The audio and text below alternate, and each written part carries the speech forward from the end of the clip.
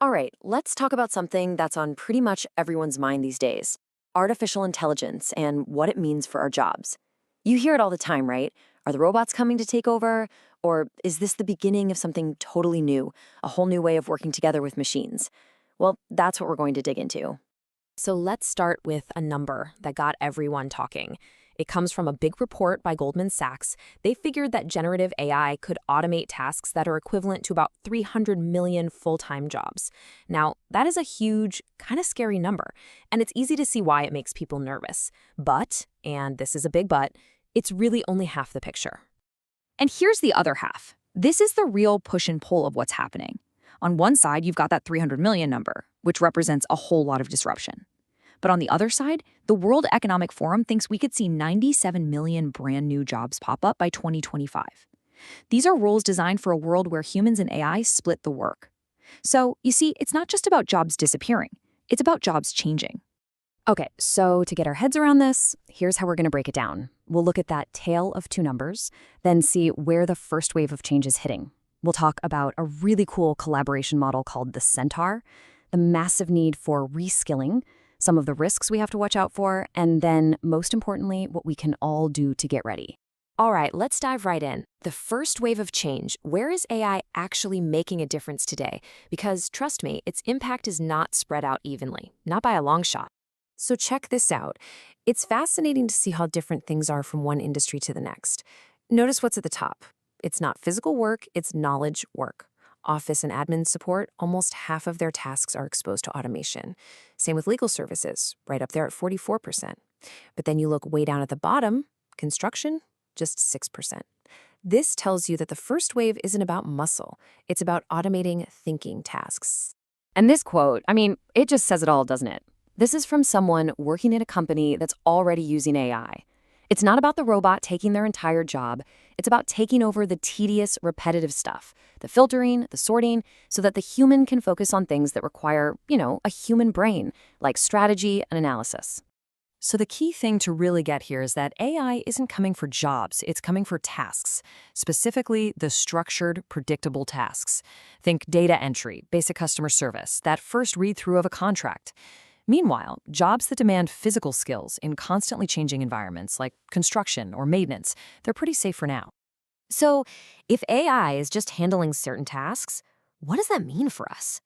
Well, it leads us to this really powerful idea for how we can work with AI. Instead of feeling like we're competing against it, it's about partnership. It's called the Centaur model. And yeah, it's named after the creature from mythology, the one that's half human, half horse. It's actually a perfect analogy for this hybrid approach. You take the best of what humans do, our intuition, our strategy, our sense of right and wrong, and you combine it with what AI does best, chewing through massive amounts of data and spotting patterns in seconds. The result? Something way more powerful than either could ever be on their own. The historian Yuval Noah Harari put it perfectly. The whole point isn't to see who wins, humans or AI. The point is to collaborate. In this model, we bring the creative spark and the big picture thinking, and the AI brings the horsepower and the speed. It's a team-up. And this diagram shows you exactly how that team-up works. It's not a one-way street. It's a constant feedback loop. See how it flows? The human expert gives the AI feedback, which helps train it. Then the AI crunches a ton of data and gives insights back to the human. That makes the human smarter, and their next round of feedback makes the AI even better. It's this amazing upward spiral where they both just keep improving each other. Okay, so if we're all going to become these centaurs, that leads us straight to probably the biggest challenge of this entire transition, and that is the great reskilling. We've all got some learning to do. Brace yourself for this number, 59%.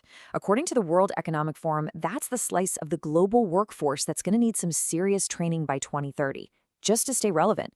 Let that sink in. More than half of us will need to learn new skills in just a few short years. The sheer scale of this is, well, it's something we've never seen before. And the big tech companies, they absolutely see this coming. They're pouring billions of dollars into massive reskilling programs. We're talking Amazon, Google, Microsoft, all making these huge pledges to train millions of people. And let's be clear, this isn't just charity. It's good business. They need people who actually know how to use the powerful tools they're building. But we need to be realistic here. This transition is not going to be perfectly smooth. Just throwing training programs out there isn't going to solve everything. There are some real risks we need to talk about. One of the biggest worries is something called middle skill compression.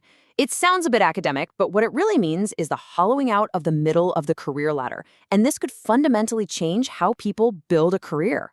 This quote just nails it. Think about it. We'll always need senior experts who can design the really complex systems. But what about the entry-level tasks, the routine stuff that junior people have always done to learn the ropes and climb that ladder?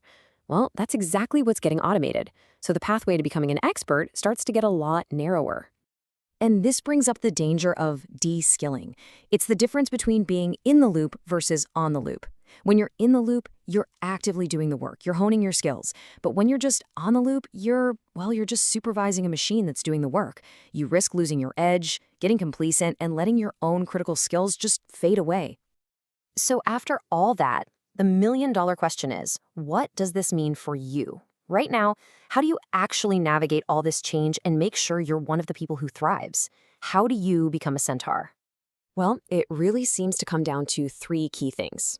First, stay in the loop. Don't just hand off a task to an AI and walk away. Get in there, play with the tools, question their answers, use your own judgment. Second, double down on the skills that are uniquely human. We're talking creativity, strategic thinking, empathy, the stuff AI can't replicate. It can only complement it. And finally, number 3, and this might be the most important one, you have to embrace learning as a constant, ongoing part of your career. Your ability to adopt and learn new things is your ultimate superpower now. So in the end, it turns out the big fear might be misplaced. The threat isn't that AI is going to replace you. The real threat is that a person who knows how to use AI will replace you. The technology is already here. The only question left is, are you ready to become a centaur and learn how to work it?